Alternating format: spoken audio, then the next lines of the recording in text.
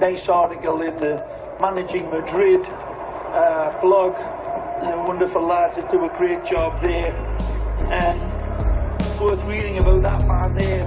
Karim Benzema needs to rest, and the numbers reveal why. Times ended up almost looking like a 6-3-1. Some very good writing about that on the Managing Madrid website. First-rate podcast as well. Of course, Fede Valverde was a huge part of the equation.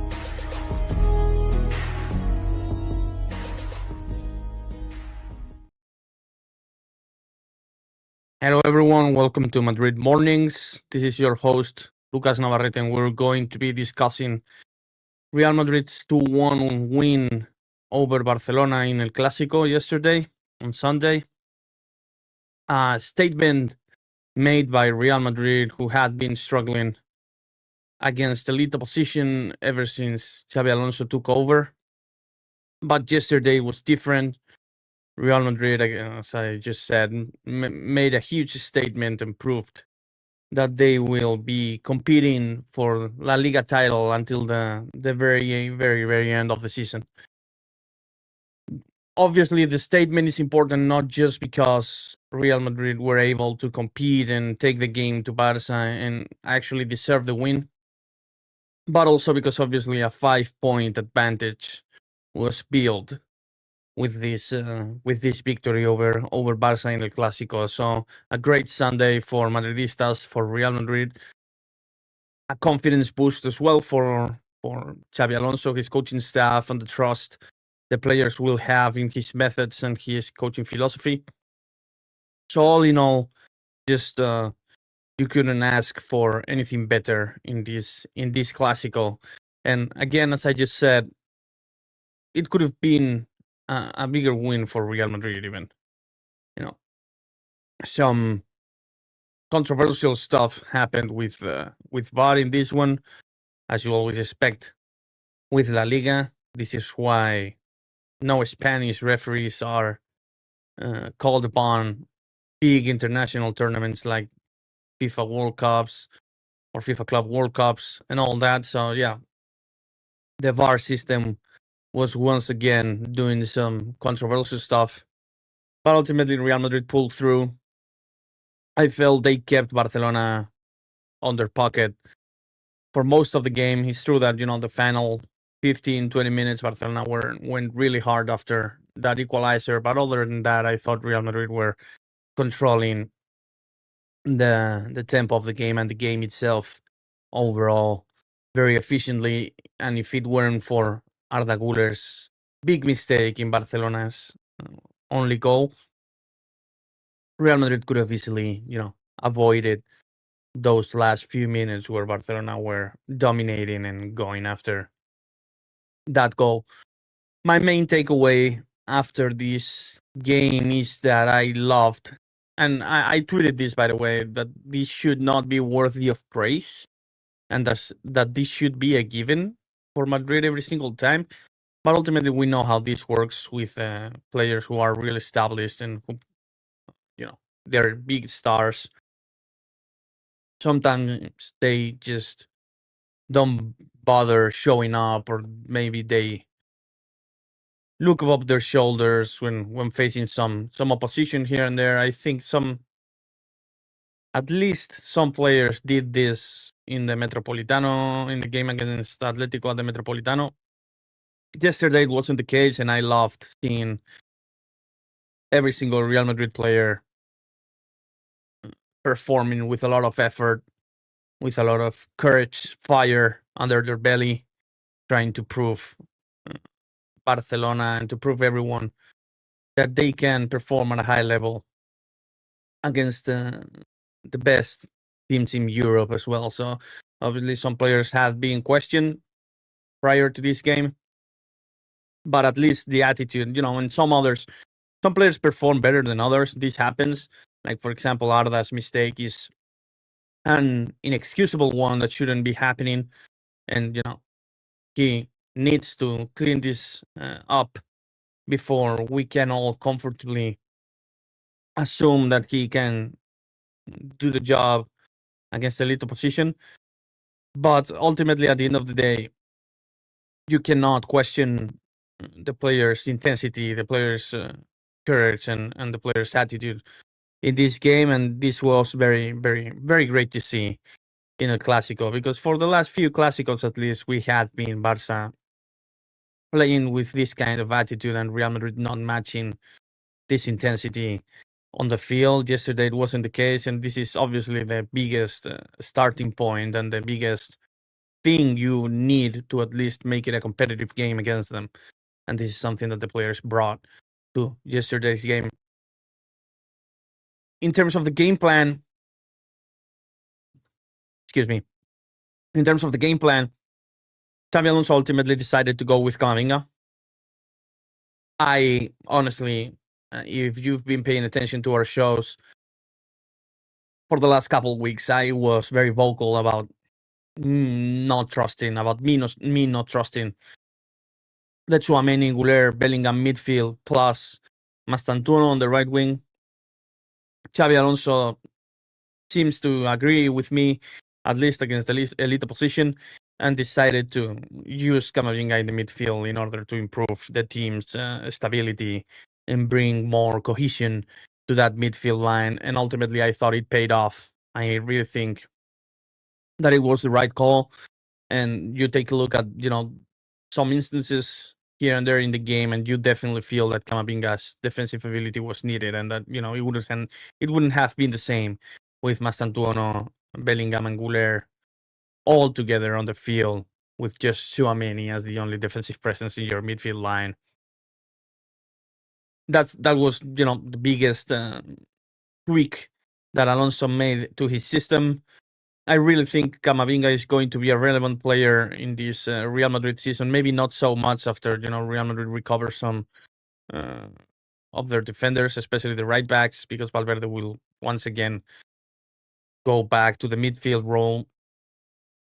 But Camavinga is going to be... Camavinga, I thought, was phenomenal. Camavinga and Tchouaméni both were phenomenal, in my opinion, containing Barcelona's midfield. It's not easy to contain Frenkie de Jong and Pedri. And both Tchouaméni and Camavinga were phenomenal in this regard. So kudos to them both. Camavinga, sometimes you don't trust to get the job done. He has some miscues and lapses of focus and concentration.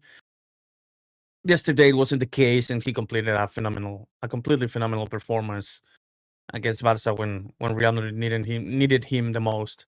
So kudos to him. Kudos to Tchouaméni as well in terms of, the defensive coverage that the midfield provided. I thought Militao was excellent as well. This guy continues to amaze me with his ability to perform at the highest of levels after 2 ACL surgeries. I just cannot believe what he's doing on the field. It's just so difficult to do that, I kind of don't trust it. I just do not believe that that he can keep it up. It's just very difficult for me to believe it, but he continues to do it.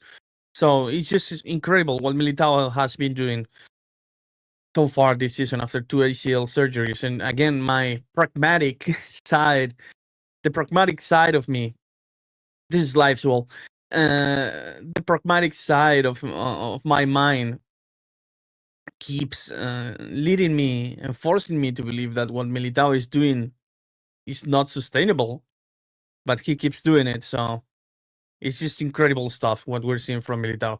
Luckily enough, I think it won't take Rudiger very long to come back, and Militao will need to rotate often, and I think this season. But what he's doing is absolutely incredible. Absolutely incredible, Militao. Incredible stuff. Huijsen was a bit shaky during the first few instances of the game with his passing. And Carreras, I have mixed thoughts about his performance.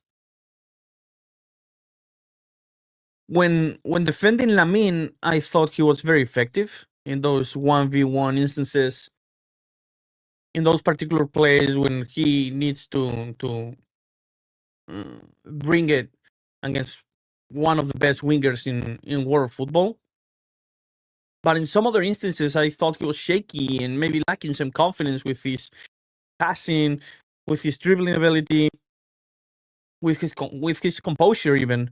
Like I thought he was again 10 out of 10 against Lamine Yamal, but against other players and maybe in some other instances where he was attacking, I thought he was shaking and maybe lacking some confidence. So I think he needs to regain his confidence from the moments and games ahead of the Metropolitano one. But you cannot complain about this performance because obviously his main duty in this game was taking care of Lamine Yamal, and he did so. So you cannot complain about it. You can just hope that he regains some of that confidence and that incredible form that he had been playing with during the first few games of the season ahead of the derby against Atlético de Metropolitano. Vinicius and Mbappe were both great. Bellingham was great as well. Again, it's very hard for me to not to find all positives when looking at the players' individual performances. So kudos to the entire team. Kudos to Xabi Alonso for his game plan. Kudos to Xabi Alonso for his substitutions. And then now that we're talking about the substitutions, let's talk about the quote unquote controversy.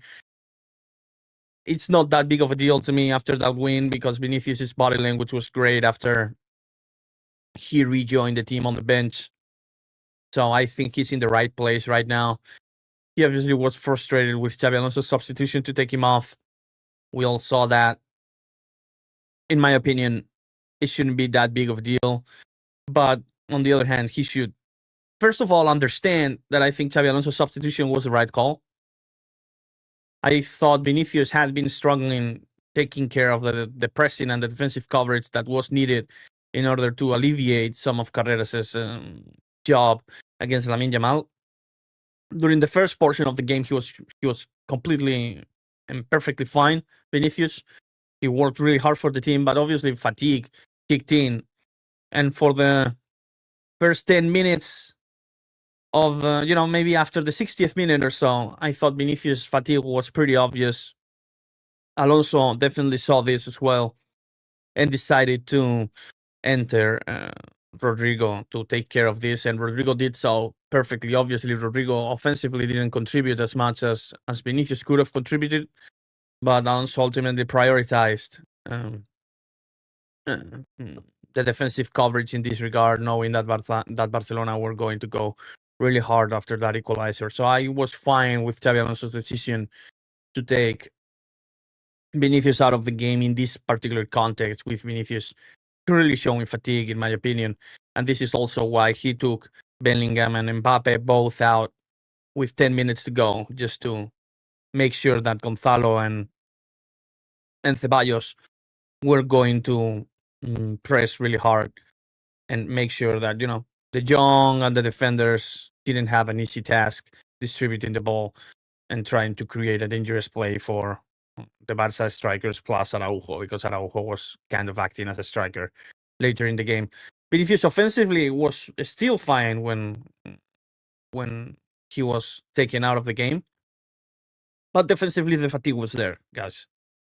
You can rewatch the game and pay attention to his positioning and his pressing during his last 5 or 10 minutes of the game, and you can definitely sense and feel that defensively, I'm just talking his defensive contribution, fatigue was not allowing him to do the job that Alonso required him to do defensively. So I was fine with his substitution. But even if this was a mistake by Alonso, even if this was the case, I don't believe it was. But let's say that it was a mistake by Alonso. Vinicius has to respect the authority of his coach. That's it. I'll leave it there. I think he was frustrated. Cooler heads will prevail in this regard. I think Alonso and him will have a talk. Excuse me. To make sure that Vinicius is in the right place after this. I think he is, by all accounts, and looking at the stuff he posted on social media, and his body language after the game, celebrating with the entire team. It's good to see that Vinicius, I think he's in the right place But again, he definitely needs to avoid this being so visibly frustrated after being taken out of the game, because it takes away some of the credit and the headlines from his teammates, because I'm spending 5 minutes talking about this. The Spanish media is obviously talking about this as well, and we should talk about it because I think it's noticeable. But Vinicius needs to avoid it, keep a cool head, respect the authority of his coach next time. And even if this is a mistake by Alonso, again, the authority of his coach needs to be respected. Other than that, great stuff from Vinicius in this game, delivering the quote-unquote assist on that cross in Real Madrid's second goal. Obviously, the official assist goes to Militao, but the cross and the dribble ahead of that particular play belongs to Vinicius, who again also worked really hard defensively throughout the entire game before being taken out of it just because of fatigue. So I thought Xabi Alonso was great in this game with his substitutions, with his game plan, kind of taking it personal and trying to prove that he can lead Real Madrid to wins against elite opponents. I'm sure that he kind of took a chip off his shoulder in this regard, and really looking forward to the next few games where I think this confidence boost will allow Real Madrid to play really well. Let's also, let's wrap this up talking about the Lamine Yamal stuff. I think it's kind of disgusting that he quote unquote instigated this mess at the end of the game and then kind of left when it was unfolding. And granted, it was Carvajal, the first player, who told Lamine Yamal that he talks too much. This should not be that big of an issue for Lamine Yamal to go after him or after other Real Madrid players. So, yeah, I'm just waiting to see how the Lamine Yamal situation unfolds with Barca over the next few years.